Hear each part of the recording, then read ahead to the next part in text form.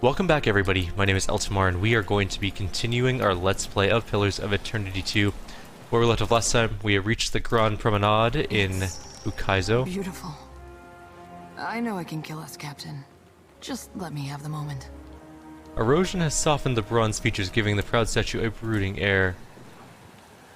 Look at this place, it's really a cool city. Descending into the city would be suicide while the relentless storm rages on. A furious storm obscures the sprawling city below, but you can make out the shape of distant spires reaching up from the flooded ruins. Spirit winds tug on your soul with insistence, like a stern hand trying to pull a cloak from your back. You recall the last time you encountered a biowac. It feels like a lifetime ago.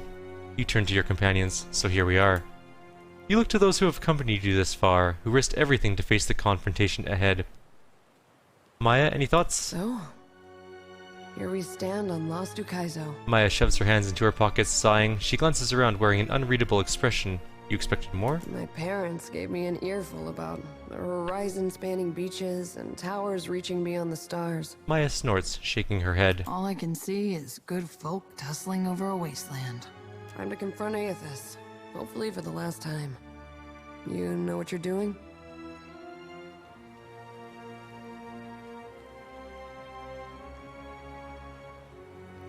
If we can restore order to the dead fire, this is the place to do it. No time to waste then. I'm about as ready to confront a god as I'll ever be. Maya smiles, but there's a lining of unease to it. Guess we should see what all the fuss is about. And if Ukaizo is worth the superstition. Captain, She furrows her brow, searching for the right words. I don't know what's gonna happen to us, but I want you to know that I'm not scared, and I'm glad you're here with me. She grabs a hold of your hand and squeezes hard. We can get through this, Maya. I know we can, Captain. We're good like that. Yeah. Go give the green boy a piece of your mind. Maya folds her arms and looks out on the city. She reaches down and pets Ishiza when he nuzzles her leg, but says nothing more. How you feeling about this, Edir? Edir's gaze wanders among the glinting archways of and half-collapsed spires, his mouth agape. Gilded Vale got its name from the way the wheat fields used to look in the sun. But this place really is gilded. You're back. I have someone at the door. Sorry about that. Alright. Might as well be a different world. Miss the simple life? Well, hard to miss what you can barely remember. All I know is my life took a turn when this world came stomping into mine. These great people got a funny way of passing on. They disappear from the world, but leave their problems behind for the rest of us to deal with.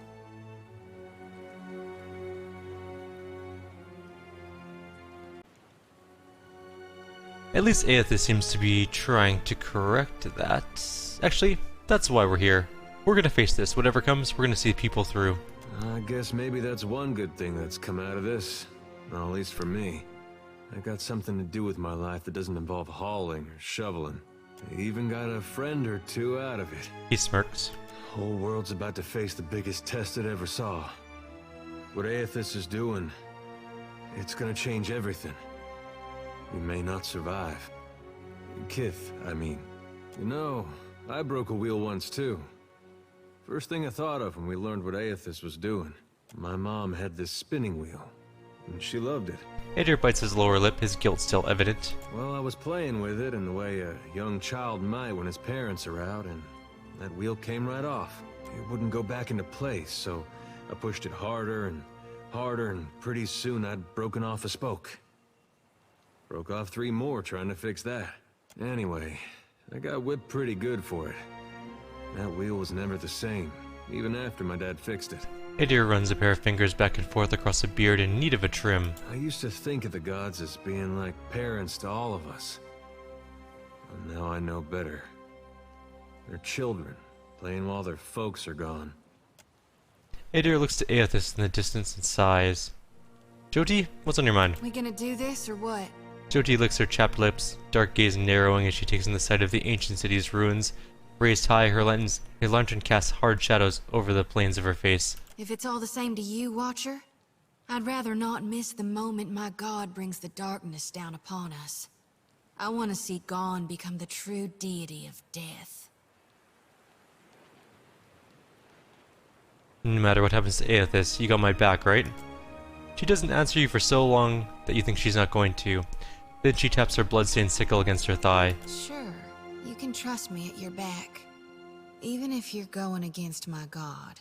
But the words sound hollow, like an obvious lie. Tell me, Watcher, can there be a god of light and birth if souls themselves can no longer be reborn?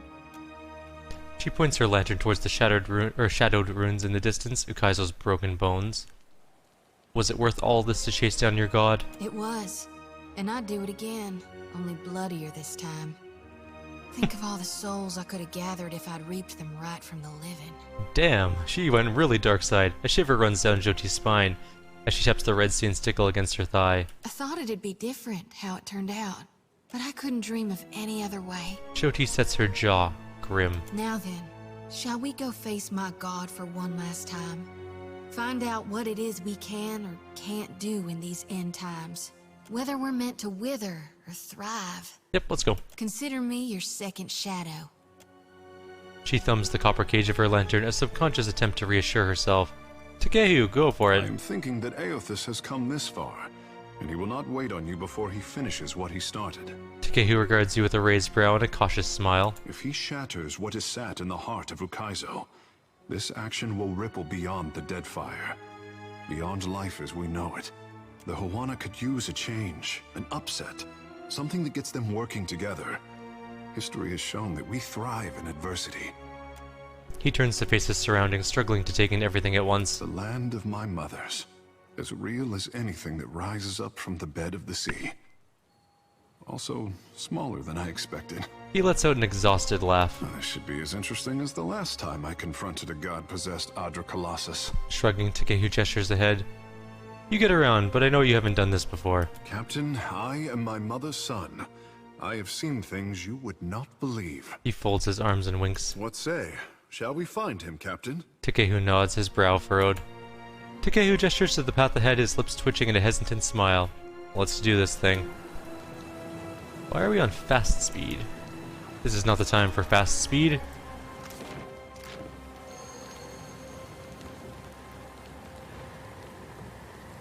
Tiny engraving reads, in memory of Dumu, Tapwa, and Tokima, Nagati's first chosen. Bum bum bum. Here we go, we're going up a thing.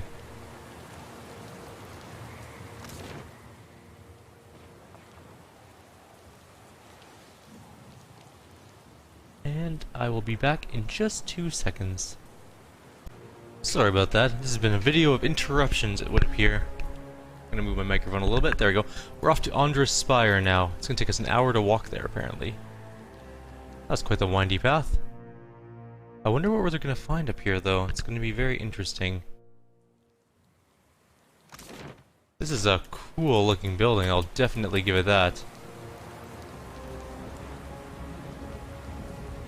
There's a thing to click on, and a giant, huge machine engine. Though the device atop the tower spins in wild, blurring revolutions, the air around it is still and calm. You stand in the eye of the storm, which has cordoned off Andra's mortar from the rest of Aora for thousands of years. You see an antiquated control panel, its levers engaged in positions of activation. Standing uncharacteristically still, Takehu turns his head to his surroundings all at once. A deep furrow cleaves his brow. Something the matter? I have stood here before. He sniffs, glancing around with an air of familiarity, settling on details like they were old friends. How? As a boy, I dreamed of a tower made of water. I stood at the pinnacle and made obeisance to Mother Ngati. This tower, this view. He plants his hands on his hips and surveys the vista beyond, nodding. Maybe Ngati was trying to tell you something. Hikera. Just so. Takehu nods, weighing the matter with care. Ngati's covenant. The first form of water shaping. It is here, waiting for me. He glances up at the spinning machinery with a mixture of apprehension and wonder. Do whatever you need, Takehu. So beautiful. But look what they have done with you.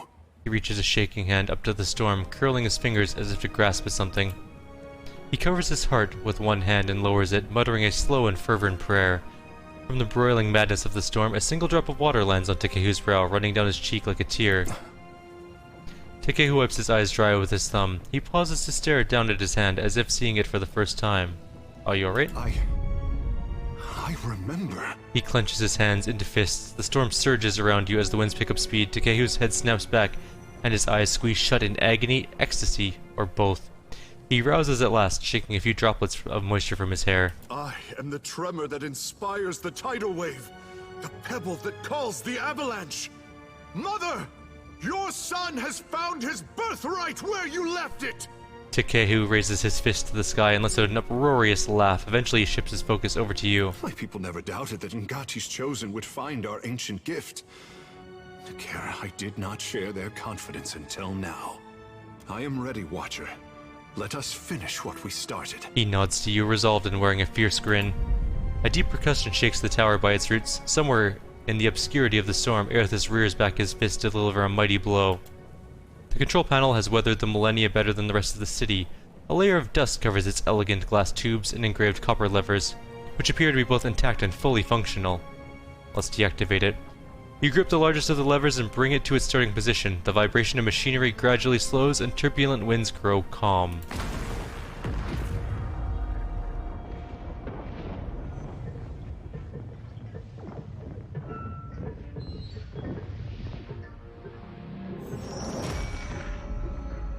The machine controlling the storm winds down.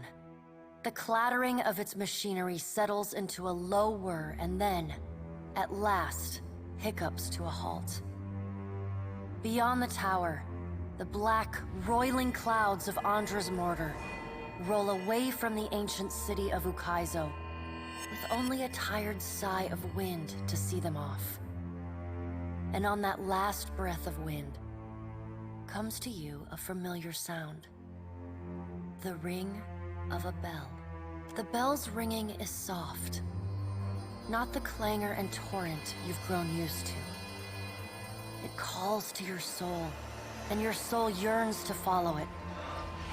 Your soul flees from your body and into the beyond, chasing that sound. It leads you at last to Bareth's realm, to that cold platform and room of endless doors. Watcher, your journey nears its conclusion. The pallid knight stands before you, her gaunt face impassive. What will come after this? That will depend on the will of Kith, whose desires are ever in flux. Soon you will confront Aethys for what will likely be the final time, and you will do so as the Herald of Bareth, the only creature on the face of Aora to whom he will listen. Remember that. The pallid knight inclines her head to you, black hair hanging limp in her face. She steps back and cedes the floor to Helia with a small, resigned sigh. If Aethys truly intends to go through with his mad plan to destroy the wheel, a generation's worth of souls will be trapped in the in-between. So many would suffer. How can Aethys be so cruel? He cannot just abandon them. Aethys must help the Kith find a quick solution. Helia says. Abaddon strides forward. Aethys thrust this crisis on the Kith. They did not bring it upon themselves. Their only mistake was entrusting us to watch over them. Who will help them rebuild their world now? Aethys will reveal every secret of the gods. Will Kith be able to change the established order if they have no wonder to inspire them? Aethys must help them resolve this quickly, lest every one of Aora's few remaining mysteries be laid plain. Should Aethys leave this decision solely to the Kith? You have misgivings. Good. You should be wary of any help Aethys might offer you. With the wheel destroyed, Kith will tear themselves apart. It is the gods' duty to prevent that happening, lest they doom us all. And as Kith must be ruled, so too must the gods. I say that if Aethys is so eager to throw down the mantle of power and step aside, I shall take my rightful place as Queen of the Gods again. Kith are strongest when they follow our lead, and we are strongest when we lead in turn. United in purpose with the gods, Kith can accomplish things that without us, they could never have even begun. They must be shown their boundaries to surpass them. Kith will not solve Aethys' puzzle on their own. And without an established order to fight against, the bonds that bind them dissolve, and they fight amongst themselves. Scan says, and casts a long look toward Wotica. How can we trust you to lead us after this? You cannot trust us, and you never should have. Only the Kith may save themselves. Wotica's firm hand is but the motherly smothering of Helia by another name. Mortals should have no special advantages. Only once Kith have striven to improve themselves through trial will they truly know their measure. Kith must suffer to find their strength if they are to survive the world into which Aethys drags them. Our intervention in your struggle would be a cruelty and counter to our purpose. Gallowayne says. He lets his words hang in the air for a moment. Gaze, level with your own. Indeed. Kith must discover for themselves what it is they are worth, and of what it is they are capable. What we do for them, they do not learn for themselves. Trial breeds ingenuity. If our work of generations was not in vain, Kith will succeed in spite of Aethys' actions. Magrin says. I have faith in Kith's ability to meet Aethys' challenge. Do not mistake my words for indifference, Watcher. They are born from a fierce belief in your potential, not a refutation of it. Aethys wouldn't do this if he didn't agree with you. Maybe we're not doomed after all. And yet you come to Ukaizo with only the Principe at your back. All that Kith stand to lose. And even then your leaders could not join hands, squabbling instead over prestige and resources. You believe that will change when my final death comes calling? You are a greater fool than I thought. Remergond says. Hey, that's mean. Magrin is blinded by her affection for mortals. She does not see that entropy is the destiny of all things. If Aethys were wise, he would destroy everything. End life. End reincarnation. End death. Kith have had their chance. It is time to let silence reign. As Remergond's words fade, the Pallid Night returns. She no longer towers over you, a giant even among the gods, but meets you at your height. She lets the arms crossed over her chest fall to her sides. She speaks to you openly, plainly, an expression almost like tenderness, turning up the corners of her lips. Well, Watcher, you know where we stand. What do you believe?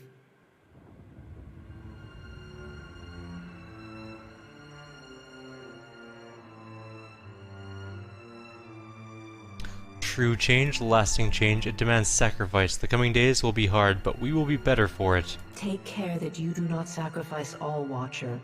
Only what you must. The things you stand to lose, lives, institutions, beliefs, you may lose for good. Now the time has come for us to part, Watcher. I laid upon you a difficult duty, and I know you desire to be free of it. You will be in time, but not now. You have work to do yet. You are no stranger to hard choices. You killed Theos, and when his soul was laid bare before you, you chose to destroy it. You granted him peace. Remember the strength it took to make that choice, and know that you alone may sway Aethys now. When you stand before him, choose your words carefully. She claps her gauntleted hands together, and a sound like thunder rumbles through the room. As the floor crumbles and falls away beneath you, you hear the sound of a single bell ringing, and beneath it, the faintest whisper. Consciousness returns in a wave as the last of the machine's energy dissipates. The calming of the storm reveals the sprawling city around you, like sand wiped from a mosaic. You see the distant outline of Aethys raising his fist in triumph and purpose. You keep falling asleep on me, I'm gonna have to start walking behind you with a pillow. Oh, by the way, the storm's gone. Also, I think Aethys has ended the world. Adir takes a long draw from his pipe and nods as he stares at the Colossus in the distance. Do not touch the machine again, I say. The delicate fish can only take so much. Squeezing his eyes shut, Takehu rests his head in his palm. If all your missions involve this many head wounds, then I volunteer to set the next one out. Maya rubs the back of her head and winces. Shisa lets out a pained squawk. God's darnation. My head. Jyoti presses a palm to her brow as she struggles to her feet. Peering over the edge of the tower, you make out a distant shape amidst the ruins below. A galleon has limped close enough to drop anchor. The once proud flag of the Valian Trading Company hangs in weather-worn shreds. The empty deck tells you that the surviving crew have long since boarded a skiff and rowed to shore, which means you are no longer alone on Ukaizo. I sigh and draw my weapon.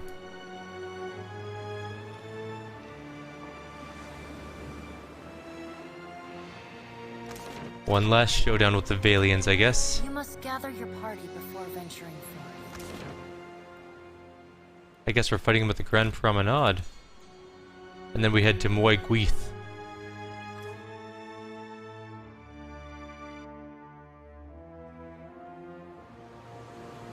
Yep, this is them.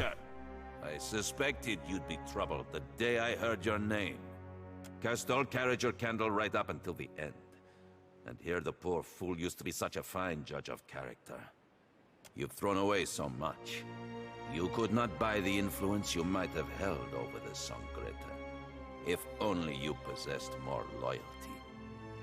You're not going to win this. You will die surprised, amico. I don't think I will.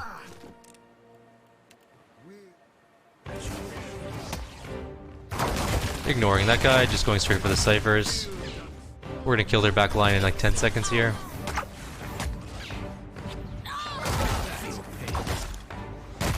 Too slow. That's right. Might as well be hitting the water. And that's that. I reap what I sow. That was not much for our last little battle. We got a cool cloak though, Violet Redemption.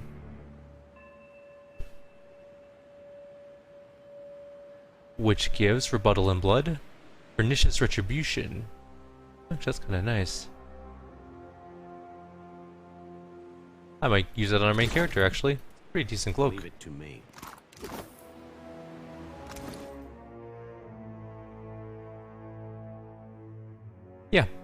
Yeah, we'll do that. It's fancy. No one uses stealth, so it doesn't really matter too much. I wonder if there's anybody left to fight. The Raotayan, maybe? Nope, just the Valians showed up, I guess. You must gather your party before venturing forth. The last part of the game. You descend into the ancient winding streets of Ukaizo. Battered by storms for thousands of years, the ruins bear the marks of their role as the lone witnesses of the god's great secret at the center of the city. The houses and boulevards are pierced by great spears of luminous Audra. There are no ashen bodies, no birds, no sign or sound of any life. But with every step, the rhythmic pounding in the distance draws nearer.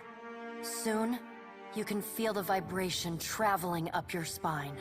As you approach the center of the city, the weathered architecture gives way to more luminous Audra, piercing the ruins, eventually overtaking them entirely. Cresting the top of a fallen tower, you finally get a clear view of Aethys. He stands, legs astride, next to a great stone monument ringed with 11 cavernous alcoves. All but 3 hold a gargantuan skeleton, bones scrubbed clean by the city's storms. An immense Angwithan machine floats above the monument, suspended by invisible energy emanating from a well of light beneath it. Great brass rings spin around a core of metal and Audra at the machine's center. Periodically, Aethys's massive arms swing back. The movement alone is enough to draw great gusts of wind toward him. When they come down on the machine, the impacts are accompanied by eruptions of electricity, fire, and smoke. The hundreds of luminous Audra pillars across Ukaizo sympathetically dim in a rippling wave that spreads out from the machine. The only safe route to the god is a steep ascent along a monstrous pillar of luminous Audra. Intertwined with fragments of Ukaizo's ruins that it has carried through the centuries, the pillar bends in a long arc, towering above the machine. The pillar levels out near Aethys's head, a silent observer to the destruction of the machine it has grown beside over thousands of years. You weave your way along a treacherous rain-slicked path up the pillar's skyward side. As you arrive at the top, you catch Aethys's attention. Fist pulled back, he pauses to observe you.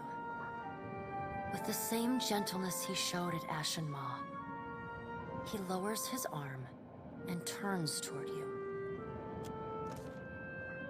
Here we go. The last big decision in the game, probably. To see Ukaizo in this way. It may be hard to picture, but this city was once full of life. The Huana, yes, but also Kith from many other cultures. Great hanging trees shadowed these boulevards. Gardens sprawled across the open rooftops. Each spring, a festival procession would wind its way from the hillside into this valley. The celebrants would pass through a steep walk among the stalls of foreign merchants, flowers falling upon them from all sides. All people of all nations, together in a celebration of new life.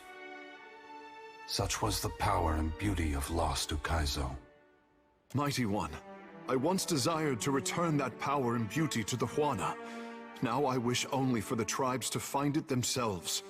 If not here, then elsewhere. Tikahu glances at you and swallows. Was I wrong? Have I failed them? Tikahu, the gods have already decided so much of your life. I would not shape what remains of it. You know how your people could benefit from your help. You have also come to see that this life is yours to live as you choose.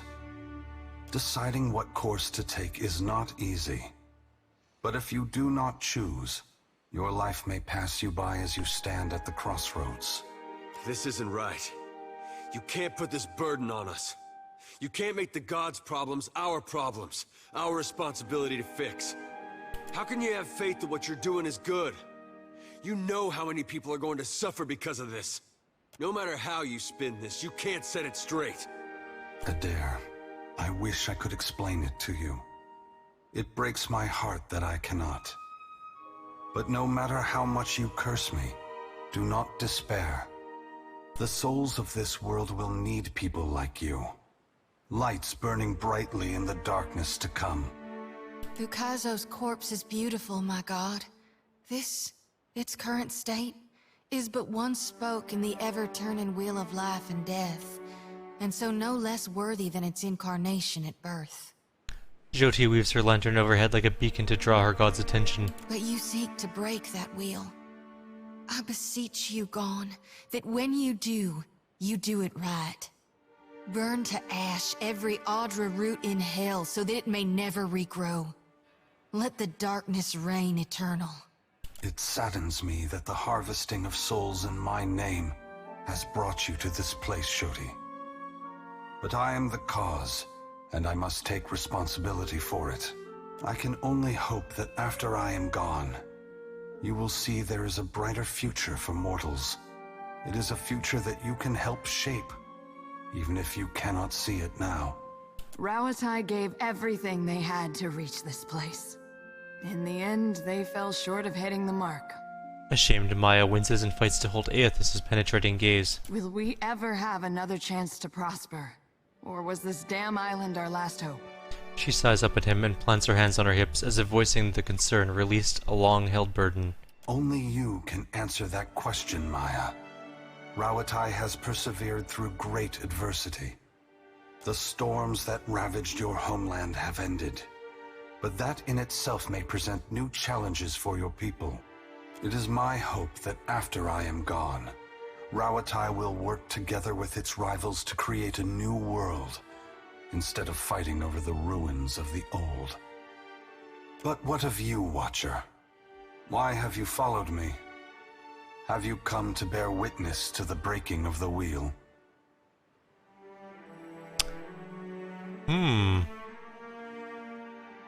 We could take pity on the mortals who will suffer for your actions.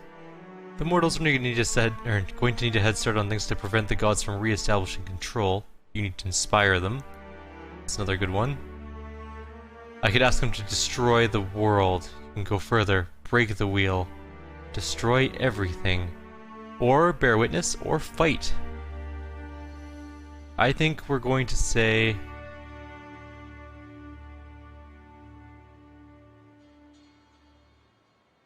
Mortals are going to need a head start on things to prevent the gods from re-establishing control. You need to inspire them. Mortals are already inspired. It is what has pushed them on for hundreds of generations to reach this point in time. Animancy is poised to go far beyond what we Ingwithans ever discovered. Why does Helia think I should lend more power to mortals? Because I want to ensure that the gods don't have the upper hand in the struggle to come. It's true that even with all the advances in animancy, the gods will enter into this era much more well-prepared than mortals. From where should mortals draw their inspiration?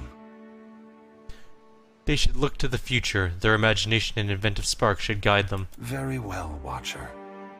I will ensure that mortals are inspired by my passing, that my power not be expended in vain. She give me some of that power. I must attend to my final work now.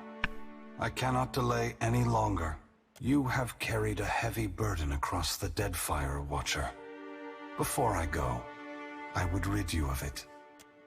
No sooner have Aethys' words entered your mind than you hear one final dissonant ring of the chime within you, then silence. The knot that formed when the Pallid Knight first addressed you in the Beyond is now gone. You are free now. As free as any of us can be. Many will come to you for help in the years ahead. Animancers, priests, even the gods themselves. I have great hope for you. But always remember that your future is for you to decide. Use your freedom well.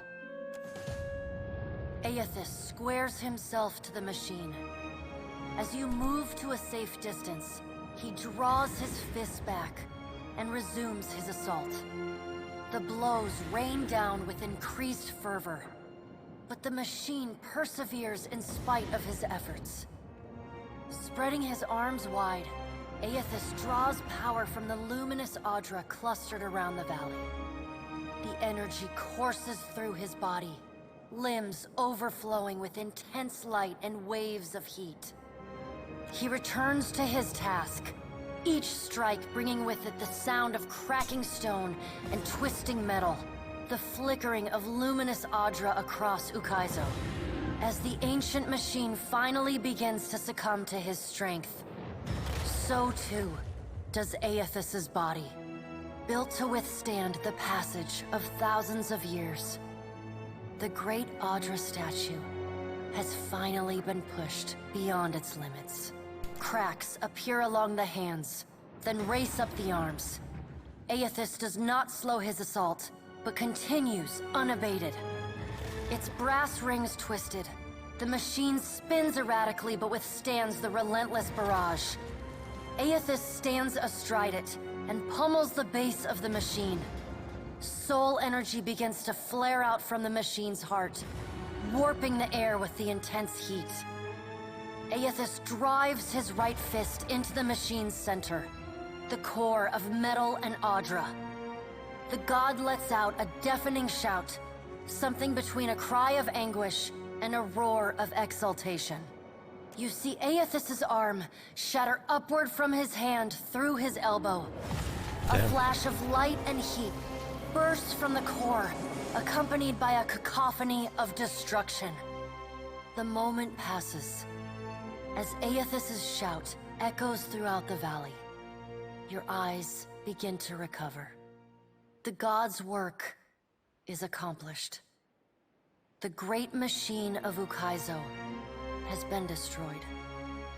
The wheel has been unmade. As Aethys' voice fades, the enormity of what you've accomplished sinks in. You have confronted a god. You have rediscovered the ancient city where the wheel was forged, and you have seen the wheel shattered. What comes next is uncertain, but already the legend spreads of the Watcher, who survived Andra's mortar and stood toe-to-toe with Aethys. On your recommendation, Aethys disperses his essence, and that of the thousands of souls within him, to centers of knowledge and learning around the world. Animancers, engineers, wizards, and scholars of all stripes make astounding breakthroughs in understanding and harnessing the phenomena that govern Eora. While some of these developments prove beneficial to Kith, others are decidedly less so. But such is the price of innovation. What remains to be seen is how, indeed whether, they will restore the cycle Aethys has broken. Under Ferrante's guidance, the Principi Sen Petrena lay claim to Ukaizo and begin the difficult work of nation building. They establish a formal government around the Consuelo Mes Casitas, and learn to cultivate and trade for the resources they once seized and stole. Their neighbors in the archipelago are initially reluctant to accept them, but given the ample protection that Andra's spire affords Ukaizo, they have little choice. The Valian Trading Company and the Royal Deadfire Company continue trading in the region, though they're now forced to pay tariffs to the very pirates who once robbed them. Rauatai enjoys a respite from the storms, though the Principi's control of Andra's spire remains a constant threat. Demoralized by the loss of Ukaizo, the Huana tribes fragment further. All of Queen Onikaza's work to unify her people falls apart, and foreign traders openly flout the decrees of the Kahanga crown. The mysterious deaths of Governor Clario and Storm Speaker Ikawa provoke hostilities between the Valian settlers and the Huawan residents. What starts with angry words escalates to retaliatory killings as each side blames the other. By the time anyone bothers to question the strange coincidences surrounding their deaths, including reports of a cloaked Omawi woman seen in both the port and the village, both sides have gone too far to turn back. As the conflict tears both the village and the town apart, many people, Huana and Valian alike, drift away in search of other opportunities. Many find themselves among the newly empowered Principi. After the violence they've already seen, piracy doesn't seem so bad. As the balance of power changes in Deadfire, so too does Nekataka transform. Pirates, smugglers, and other criminals flow into the city, openly flouting its laws. Largely forgotten amidst more prominent concerns, the Gullet continues to be a miserable place, especially for those Raparu who flee to Nekataka seeking a haven amidst the turmoil. For them, the Grand City is a promise cruelly broken. The loss of Skiarilifus's essence weakens the Water Shapers Guild. Their power wanes and their influence fades. The art of water shaping survives as an arcane curiosity. Your brief encounter with Letharn proves deeply influential for the children of the Dawnstars. Plagued with nightmares and haunted by the deaths at Hesango, Letharn begins questioning his faith in Aethys. At first, his fellow Dawnstars chide him, but that changes as word of Aethys' deeds at Ukaizo spreads. After all, what business have they worshipping a god who denied his own legitimacy? Ruanu, the chieftain of the Huana at Tikawara, dies mysteriously. The tribe finds his body washed up on the same beach where Anaharu challenged him to the trial of waves. Some blame Anaharu's vengeful spirit. Others see it as Ngati's final judgment. And a few speak of a strange man seen lingering in the village. The leaderless tribe eventually scatters.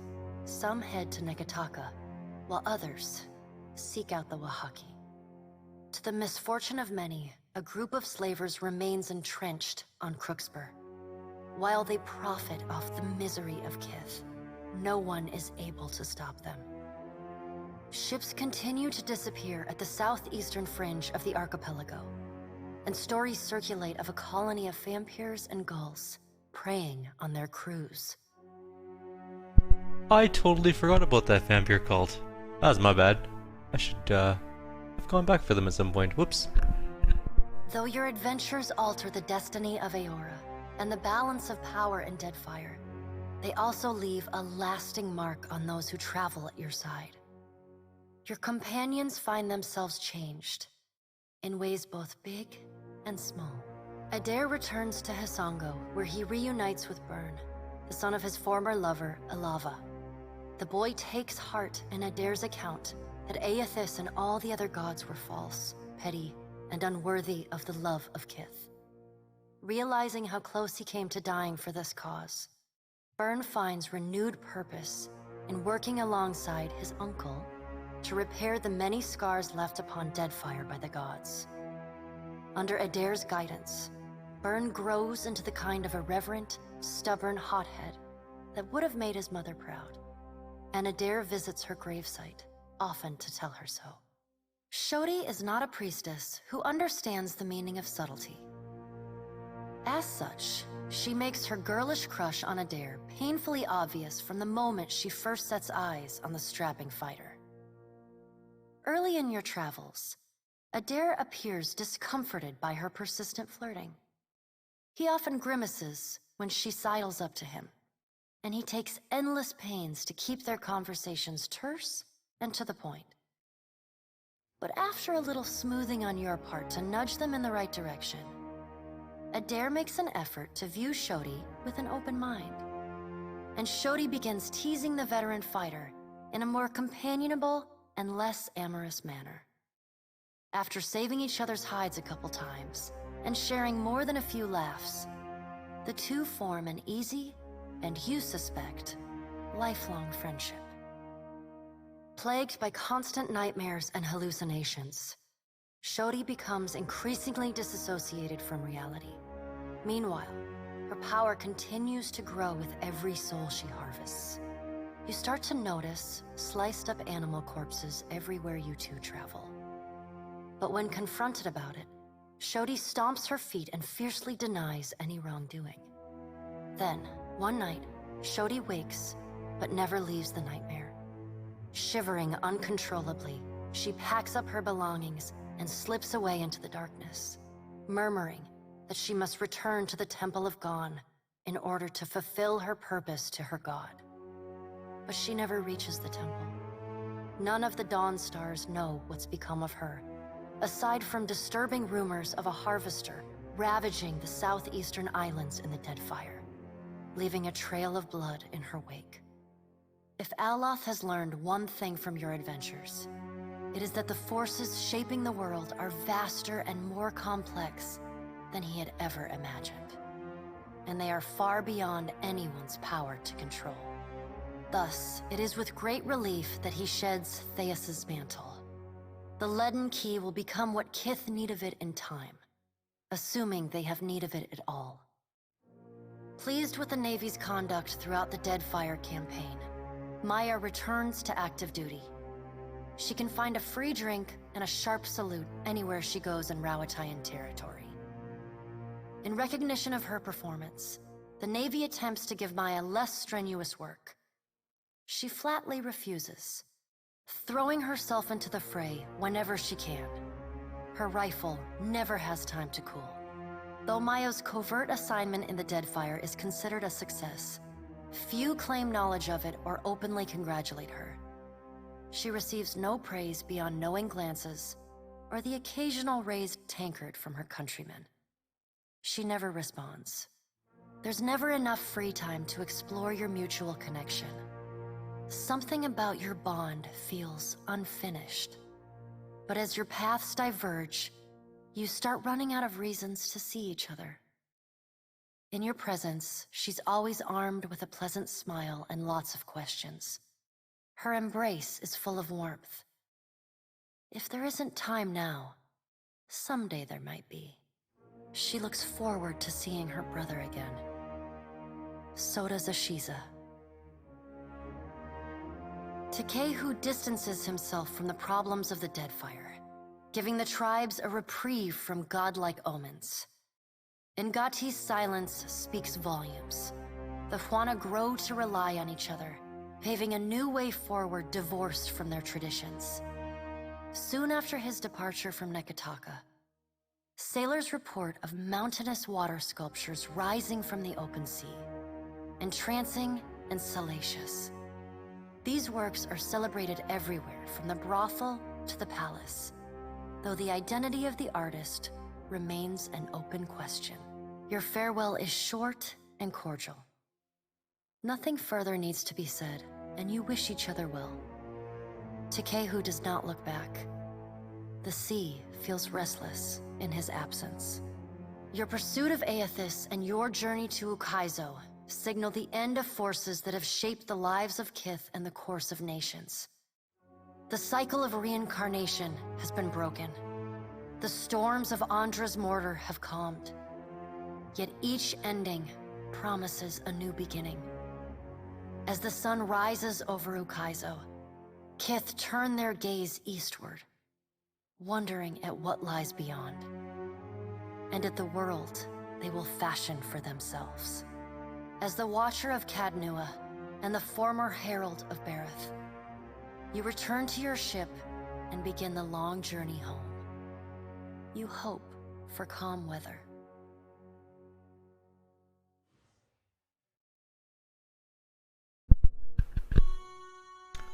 I think that's the end of the game, guys. I did a lot of really bad things. The world is definitely not better off having me